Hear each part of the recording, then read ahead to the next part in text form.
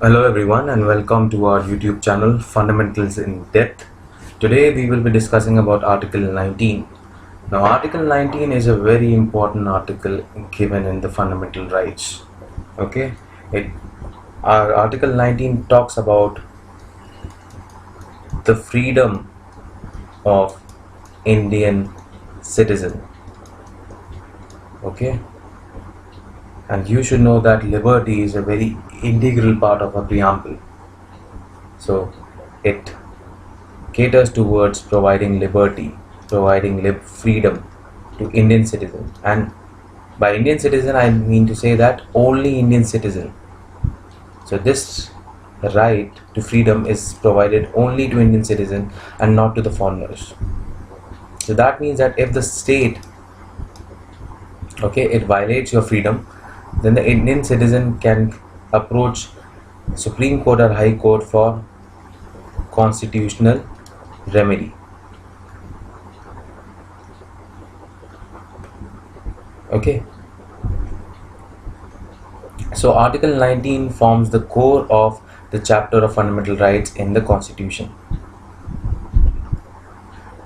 Now, what are these freedoms? So let's talk about these freedoms. There are six freedoms. There are six freedoms given to Indian citizen, given only to Indian citizen. That's the key word. Only to Indian citizen. That means that if these freedoms are being violated by state, only Indian citizen can go. So the protection is only given to Indian citizen. Remember this key word, only. Again and again emphasizing on this word, only to Indian citizen. Yes. So now, what are these six freedoms? These six freedoms are, the first one being right to freedom of speech and expression. Now what does expression means? Freedom of expression means? It means a right to express one's opinion by word of mouth, by writing, by printing, through pictures or any other manner. There are varieties of ways in which a person can express himself, correct? So let me give you some examples that what all the freedom of expression entails. It entails flying of your national flag. That is one kind of expression. Another, casting of votes. That is also a kind of expression. Third, you want to get information about something, you file an RTI. That is also a kind of expression. Fourth, your freedom of press. Press is nothing but expressing views. So the freedom of press also comes under the freedom of expression. You see, that is the extent of expression. Okay. Similarly, like we talked about freedom of expression, let's talk about freedom of speech. Now, freedom of speech also implies a right to silence. It also implies freedom not to listen.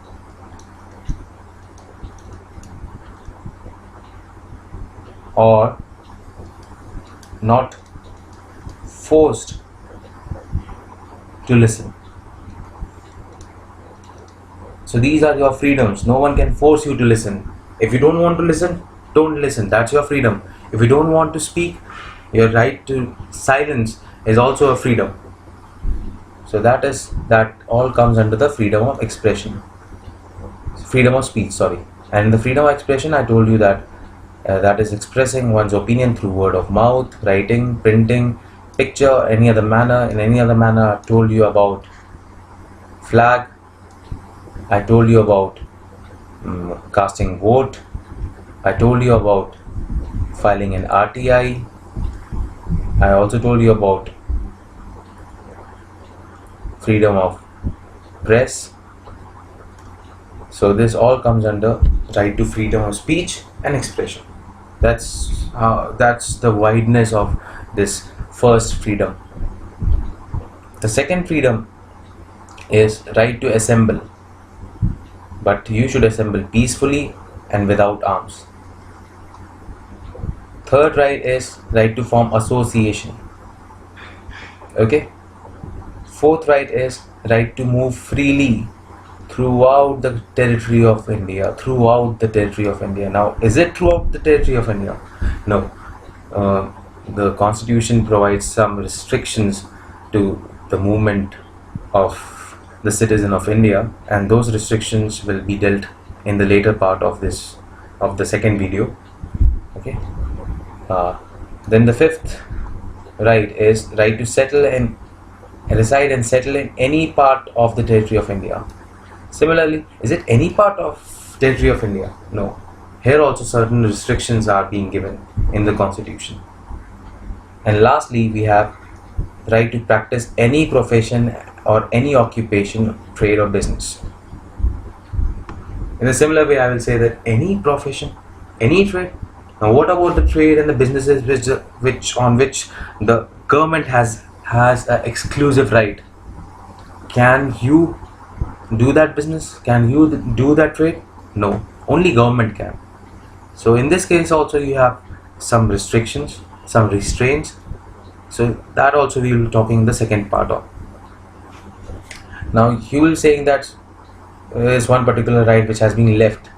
Well, this right was the seventh right, and it was there in the original constitution. In the original constitution it was there, but with the 44th amendment of 1978 it was struck off. So now currently we have only 6 rights. Now in explaining these 6 rights, I told you about certain restrictions and restraints, foundations. What were these?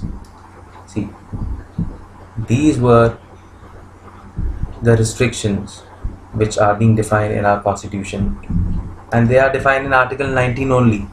Article 19 is a very beautiful article which talks about the freedom, the 6 freedoms, and it also talks about the restrictions to these freedoms.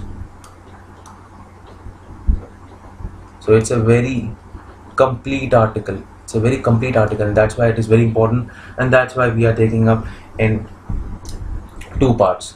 In the first part, in this video, we will be talking about these freedoms, and the second part, which I will be doing later, okay, in that part we will be talking about restrictions. So these 6 freedoms are not absolute. Okay, these 6 freedoms are not, they are not absolute. Now, what does the word absolute means? See, absolutism means that there is no restriction, there is no foundation, there is no restraint. But currently we talked about the restrictions, so that's why our constitution says that the freedoms cannot be absolute. They have to be restrained, they have to be restricted. There was this one particular very famous case of A.K. Gopalan versus the state of Madras. Okay, and this case, it said that there cannot be any such thing as absolute or uncontrolled liberty, wholly freed from the restraints or the foundations, for what would lead to anarchy and disorder. So in simple terms, I will say that if these freedoms were being absolute, it would have eventually led to anarchy. Okay, so these freedoms are being restricted for public interest. Now it doesn't mean that you can put any kind of restriction. The restriction which you are putting should be reasonable. It should be fair. It should be just. Now who will decide that these restrictions are reasonable or fair? Here comes the role of your judiciary. And this judiciary will do the test of reasonableness of a restriction on the freedoms. Correct? So, the what constitutes in says that there should be a balance. A balance should be maintained between freedom of speech and expression and public decency and morality. Okay, you cannot exercise your freedom of speech and expression, freedom of speech and expressions by curtailing any other person freedom. Okay, so there should be a public decency when you're exercising your freedom of speech and expression, and morality. Public decency and morality. Okay, when you are curtailing any other person's freedoms to save such a situation, you have constitutional safeguards. These safeguards are nothing but these are the restrictions. Why there are such restrictions? Why the constitution have put such restriction? To strike a balance between individual liberty and social control. The individual liberty which are being defined in these 6 freedom, it should yield to common good. So the state may impose restriction upon the above freedoms to provide such provided that such restrictions are reasonable and in public interest. Then only you can put restriction. Restriction should be reasonable and in public interest. So we have talked about Article 19, we have talked about the 6 freedoms, we have talked about what are these 6 freedoms, but we have also talked about the restrictions under which these freedoms work. Now in the second part of Article 19, we will be discussing about these restrictions. So do watch the second part of it so as to complete the Article 19. Thank you for watching the video.